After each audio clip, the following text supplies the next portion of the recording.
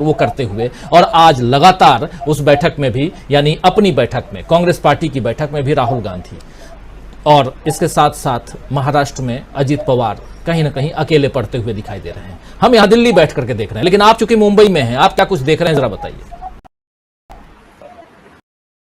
देखिए, तो आदमी कॉन्फिडेंट होता है अपनी ताकत को लेकर के, अपने काम को लेकर के, वो खुद भी मुस्कुराता है और दूसरों को मुस्कुराने का अवसर देता है। लेकिन जो फ्रस्ट्रेटेड होता है, जो कुंठित होता है, जो कुंठा का शिकार होता है, वो खुद भी खुश नहीं होता है, दूसरों को भी खुश नहीं रहने देता है। अगर कोई मुस्कुराता हुआ दिखता है तो उसका भी सर फोड़ देता है कि तू मुस्कुरा क्यों रहा है बे। तो बीजेपी महाराष्ट्र में वही करती रही। 2019 के बाद जब सरकार उसकी नहीं बनी, यहाँ तमाम कोशिशों के बाद, अभी देखिए उद्धव ठाकरे कह के माता की कसम खाई एक जगह जाकर के रैली में, सभा में कहा कि हम जो है फलां माँ की कसम खा के कहते हैं कि ये सही बात, यही बात हुई थी कि हम आधे हम मुख्यमंत्री बनेंगे, आधे बीजेपी मुख्यमंत्री बनेंगे। तो उद्धव अब भी इस बात पे अड़े हैं कि जो उन्होंने कहा था वो सच कहा था, और इसमें कोई दो राय नहीं, क्योंकि झूठ बोलने का की जो परंपरा है, जो इतिहास है, वो बीजेपी के पास है। वो चाहे 15 लाख लाने की बात हो, सड़क चौराहे पे आने की बात हो, अर्थव्यवस्था ठीक कर देने की बात हो, नौकरी देने की बात हो, किसानों की आय दुगनी करने की बात हो, देश को विश्वगुरु बना देने की बात हो, कितना 5 ट्रिलियन इकोनॉमी बना देने की बात हो, दुनिया में हिंदुस्तान के डंका बजाने की बात हो, हर सप्ताह यूनिवर्सिटी खोलने की बात हो, पता नहीं कितना, मतलब आप थक जाइएगा इतना मैं बोल दूं। इतना झूठ, कोई सीमा नहीं। और ये झूठ बार बार ऐसा झूठ बोलते हैं जो बार बार सामान्य आदमी भी पकड़ लेता है। और महाराष्ट्र में जो उन्होंने किया, पहले उन्होंने किया कि जो 2019 में जो उनकी सरकार नहीं बनी और कोशिश की शिवसेना या एनसीपी के साथ बनाने की, अजित पवार के साथ बनाने की, फाइनली नहीं बनी शरद पवार की वजह से।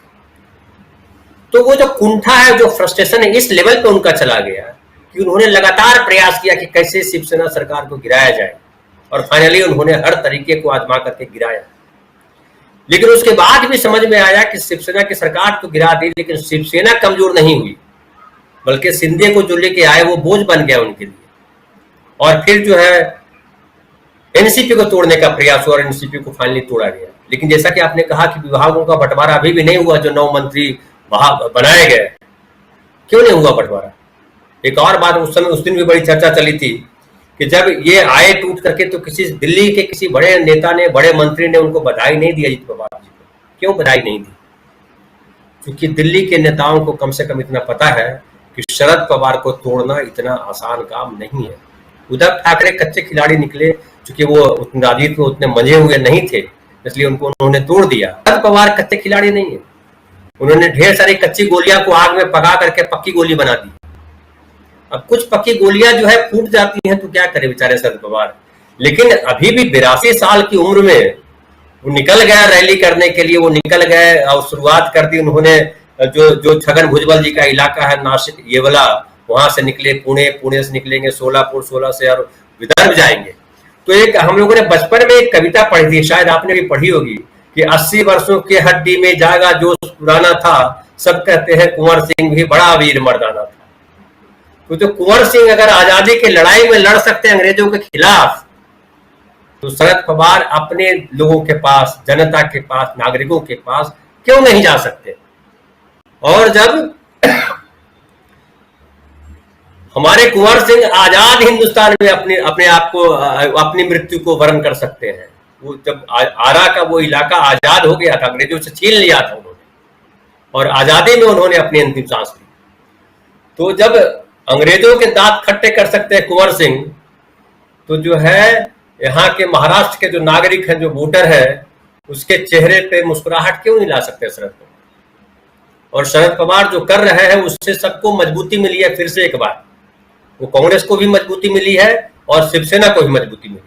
और जो राहुल गांधी ने जो प्रयास किया, राहुल गांधी जो कर रहे हैं महाराष्ट्र को लेकर के, या शरद पवार जी से मिले, पहले भी मिले थे, अभी आप दिखाई रहे फोटो, तो वो पूरा का पूरा प्रयास है। शरद पवार को छोड़ करके कांग्रेस पार्टी नहीं चल रही है, कांग्रेस पार्टी मानती है। हालांकि शरद पवार जी कई बार कांग्रेस को अपना नहीं माने, सोनिया गांधी के खिलाफ क्या नहीं बोला था उन्होंने, लेकिन कांग्रेस ने कभी उनके प्रति गलत भाव नहीं रखा। और कांग्रेस ने, मुझे लगता है, किसी के प्रति गलत भाव नहीं रखा। अगर आरएसएस के प्रति भी अगर कांग्रेस उस जमाने में जब गांधी की हत्या हुई थी, अगर गलत बात रखी, गलत सोच रखा होता, गलत विचारधारा रखी होती, गलत बदला लेने का भाव रखा होता, तो आज आरएसएस शायद इस पोजीशन में नहीं होता, मोदी जी प्रधानमंत्री देश के नहीं होते। और ये लाख कहें कि 65 साल में 70 साल में कांग्रेस कुछ नहीं किया, लेकिन एक संविधान ही इतना मजबूत बना दिया है जिसके बदौलत प्रधानमंत्री मोदी जी जो है प्रधानमंत्री बने। नहीं तो चाय बेचने वाला आदमी प्रधानमंत्री बनेगा, जब हिंदू राष्ट्र बनेगा तो कोई सोचा जा सकता था क्या? आप कल्पना कीजिए, जो देश का बंटवारा जब हुआ था और जब रियासतों की बात हो रही थी, तो रियासत कितने खिलाफ थे, रियासतों को किस तरह से एक किया गया, और रियासत जो खिलाफ रियासत के लोग थे, जो चिड़े रियासत के लोग थे, उन्होंने ही आरएसएस को साथ दिया। और आज भी देख लीजिए कि आरएसएस के साथ या बीजेपी के साथ ज्यादातर वो लोग साथ आ जाते हैं जो सामंतवादी विचारधारा के लोग। अभी आप बताइए, अभी एक जो है न्यूज चल रहा है कि टमाटर बेचने वाले आदमी को गिरफ्तार कर लिया। क्यों गिरफ्तार कर लिया? तो 2 बाउंसर रख करके टमाटर बेच रहा था, उसने कुछ पर्चे लगाए हुए थे, 9 साल महंगाई की मार, टमाटर का ये भाव वगैरह वगैरह। अब बताइए, आपके पास यही बचा है? ब्रजभूषण सिंह तो आपसे गिरफ्तार होते नहीं है, ब्रजभूषण सिंह की तो आरती उतारते हैं, गृह मंत्री उनके लिए सेटिंग करते हैं, खेल मंत्री, सूचना प्रसारण मंत्री सब मिलकर के उन महिला पहलवानों के साथ बैठ करके धमकी वाला भाव रखते हैं, सेटिंग करते हैं। वो लड़की जो है, जिस लड़की ने पहले बयान दिया था मजिस्ट्रेट के सामने, उसके बयान को बदलवाते हैं फिर से मजिस्ट्रेट। तो खुले तौर पे आप जो है, जो कानून है, जो संविधान है, वो तमाम चीजों का उल्लंघन कर रहे हैं। और प्रशांत भाई की बात से मैं बिल्कुल सहमत कि जब सुप्रीम कोर्ट को लगता है कि जो ईडी के जो हेड है उनकी बहाली गड़बड़ है, तो उनको आप तत्काल प्रभाव से क्यों नहीं सस्पेंड किया आपने, बर्खास्त किया आपने? जब राहुल गांधी को 2 साल की सजा दी सूरत के सेशन कोर्ट ने, तो कैसे तत्काल प्रभाव से उनको जो है अपने सदस्यता छीन ली? तो एक सांसद से भी बड़ा हो जाता है ईडी का डायरेक्टर, ईडी का हेड, जनप्रतिनिधि है सांसद। तो ये जो है तमाम नीति नियम सबको चौपट कर दिया है। और एक जो है, एक सीताराम केसरी जी के बारे में कहा जाता था, खाता न बही जो चाचा कहे वही सही। तो वो जो है, जो मोदी जी कह दे, जो उनका पीएमओ कह दे, जो अमित शाह जी कह दे, वही सही। लेकिन आप गौर कीजिए कि महाराष्ट्र में जो डगमगाती हुई नाव लग रही थी ना, वो डगमगाती नाव फिर संवर गई। और जिस तरह से कांग्रेस, एनसीपी और शिवसेना तीनों पार्टियों के नेता एकजुट हुए, एक साथ आए, फिर से बीजेपी को डगमगा दिया है। आप याद कीजिए, कल ही की बात है, कल जिस तरह से सामना में छपा संपादकीय, क्या नहीं कहा गया नरेंद्र मोदी जी को, प्रधानमंत्री जी को। यहाँ चोर बाजार बहुत फेमस है मुंबई में आइएगा तो चलिएगा देखने के लिए, चोर बाजार यहाँ का बहुत फेमस है। क्या बोला? और शिवसेना के अखबार में जो छपता है संपादकीय, वो शिवसेना के जो प्रमुख होते हैं उनका बयान माना जाता है, वो आधिकारिक बयान माना जाता है, क्योंकि वही एडिटर है। संजय राउत तो एग्जीक्यूटिव एडिटर है, उसके एडिटर कौन है? सामना अखबार के एडिटर है उद्धव ठाकरे, इसके पहले बाला साहब ठाकरे हुआ करते थे। तो ये जो इस तरह जो हमला किया है, वो हमला क्यों किया? संजय राउत को तो इन्होंने ईडी वाले पकड़ के ले गए, बंद किया, लेकिन अभी भी शिवसेना के लोग डर नहीं रहे हैं।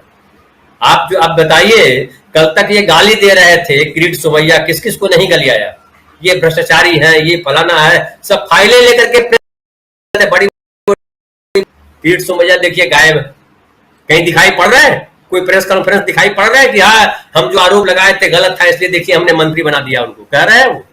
और प्रधानमंत्री जो वहां गारंटी दे रहे हैं कि हम जो है, जो घोटालेबाज है उनको जेल में बंद करने की गारंटी देते हैं, तो जेल क्या मंत्री का पद होता है? तो ये अभी जो यहाँ जो एनसीपी को जो तोड़ा है इन्होंने, एक हमारे यहाँ कहावत है, उगले आंधर निगले कोढ़ी, भई गति सांप छुछुंदर के। तो सांप और छुछुंदर वाला इनका हाल हो गया है महाराष्ट्र में। अब थोड़ा सा आपने चर्चा नहीं की, मैं बिहार आपको ले जाता हूं। बिहार में इन्होंने लगातार चूहे ढूंढने की कोशिश की, कभी आरसीपी सिंह ढूंढ लिए, कभी उपेंद्र कुशवाहा ढूंढ लिए, कभी चिराग पासवान ढूंढ लिए, कभी जीतन राम मांझी ढूंढ लिए, अभी ढूंढ रहे थे सुनील सिंह, आरजेडी के एमएलसी हैं सुनील सिंह, उनको ढूंढ रहे थे और उन्होंने ऊटपटांग बयान दिया था। कल नीतीश कुमार ने उनको ठोक ठाक के बराबर कर दिया। और इतना देखिए मीडिया में क्या चलाया गया, मैं 3 दिन देखा मीडिया में लगातार चलाया गया, अब हो गया, नीतीश कुमार गए, गठबंधन टूटा, सरकार गिरी। अरे क्या क्या बोल रहे हो भाई? 43 आदमी तुमसे टूट नहीं रहा है, पूरी ताकत लगाने के बाद डूब मरो, कहीं पानी नहीं है तो किसी से मंगवा लो।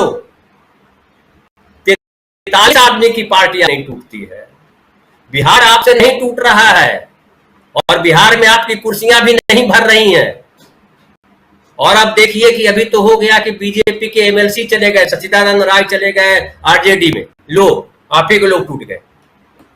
तो ये जो है सांप चुचुंदर वाली हाल केवल महाराष्ट्र में नहीं है, बिहार में भी है। बिहार में तो हालत ये है कि वापस छुप गए हैं, अब उनको समझ में नहीं आ रहा कि बिल से बाहर कैसे निकले, क्योंकि आरजेडी और जो नीतीश कुमार की पार्टी है जनता दल यू।